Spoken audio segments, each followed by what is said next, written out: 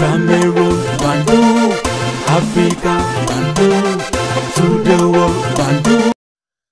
Yo, Economan, c'est moi. Les amis, salut encore. Paul Biya, président du Cameroun, est-ce que ce monsieur aime le Cameroun ou pas? C'est une question qui mérite d'être posée. Parce que quand vous regardez le Cameroun aujourd'hui, les Camerounais, ils sont les risées du monde entier. On se moque des Camerounais. Regardez la gestion du Cameroun. Le Cameroun est géré comme s'il n'y avait pas un capitaine dans le bateau. C'est terrible ce qui se passe dans ce pays. Les amis, aujourd'hui, c'est mon anniversaire. Joyeux anniversaire à moi. Oui, c'est important. Je suis comme le lisan.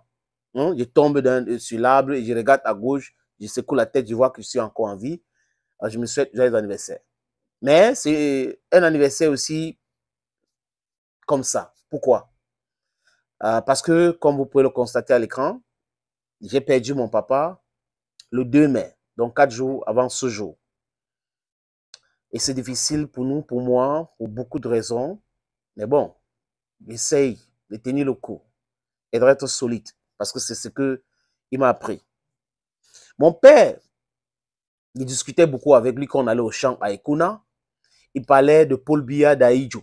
Il me dit le jour où Ahidjo a laissé le pouvoir à Paul Biya, il était au champ. Il est rentré et certaines personnes étaient en train de jubiler. Il a dit à ces gens-là que vous allez regretter Ahidjo. Que ce monsieur qui est en train d'arriver va faire pire qu'Ahidjo. Et mon père avait raison. Parce qu'il me rappelait les tas, des erreurs, des manquements de Paul Biya. 43 ans au pouvoir. Uniquement pour le pouvoir. C'est-à-dire que Paul Biya a fait tout pour s'accaparer du pouvoir. Le mécanisme est néo. Elle est comme aujourd'hui. Le Conseil constitutionnel, ce sont des structures créées où il a nommé les militants du RDPC pour pouvoir contrôler les élections, entre guillemets, ce qu'on appelle élections au Cameroun, pour se maintenir au pouvoir. Mais si Paul Biya se maintenait au pouvoir avec une révolution agricole, révolution éducative, linguistique, on pouvait comprendre.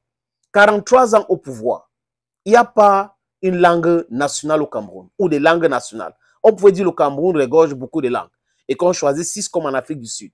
Ça n'existe pas au Cameroun.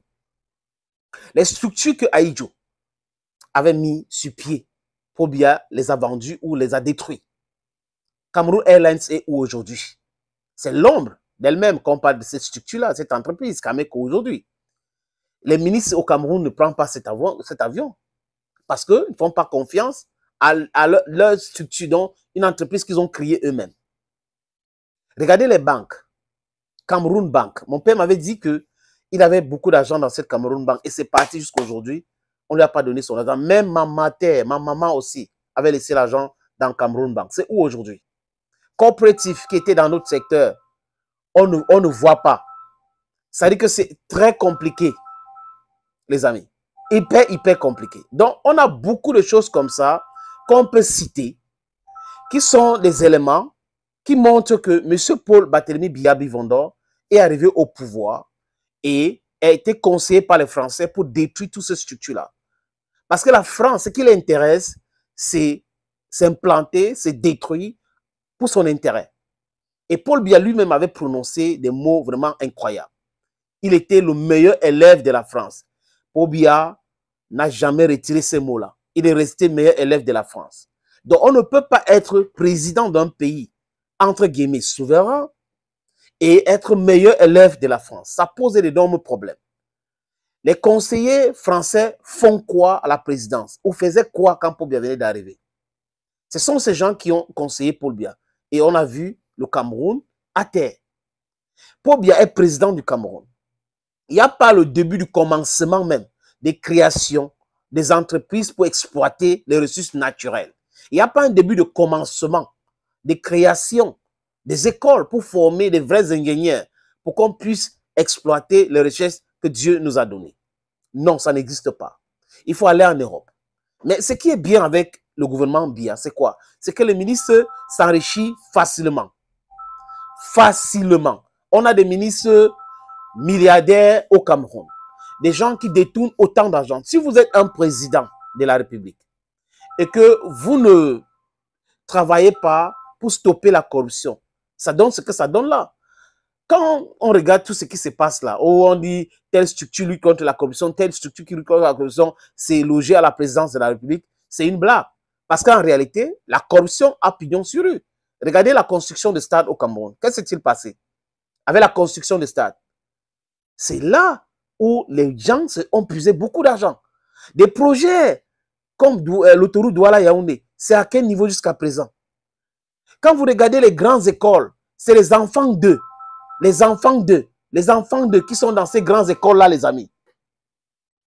Donc, vous comprenez que les gens sont là, en train de tout faire pour contrôler le pouvoir, gérer le pouvoir, et ils doivent rester au pouvoir.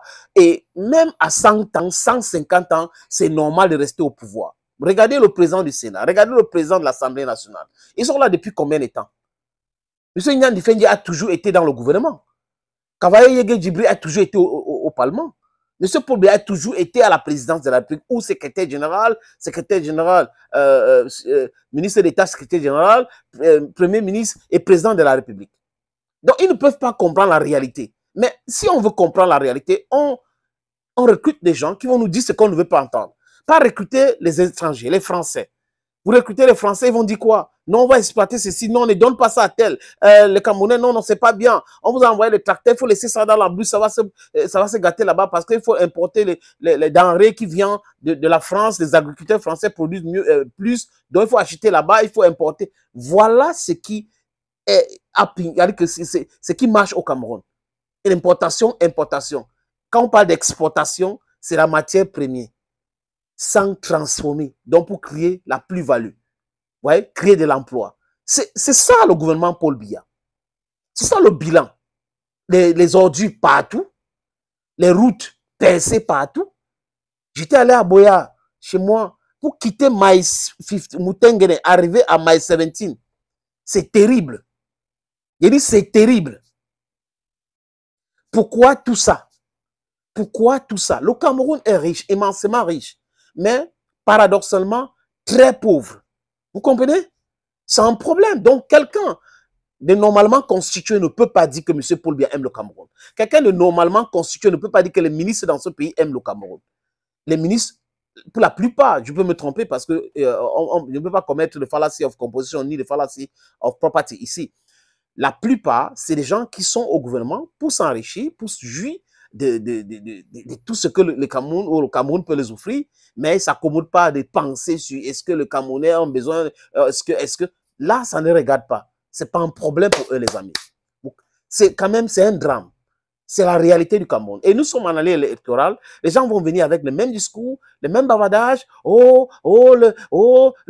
La paix du peuple. La paix du peuple, quand vous allez cotiser des milliards pour mettre les jeunes enfants dans la rue, pour appeler Paul Biya. Non, non, non.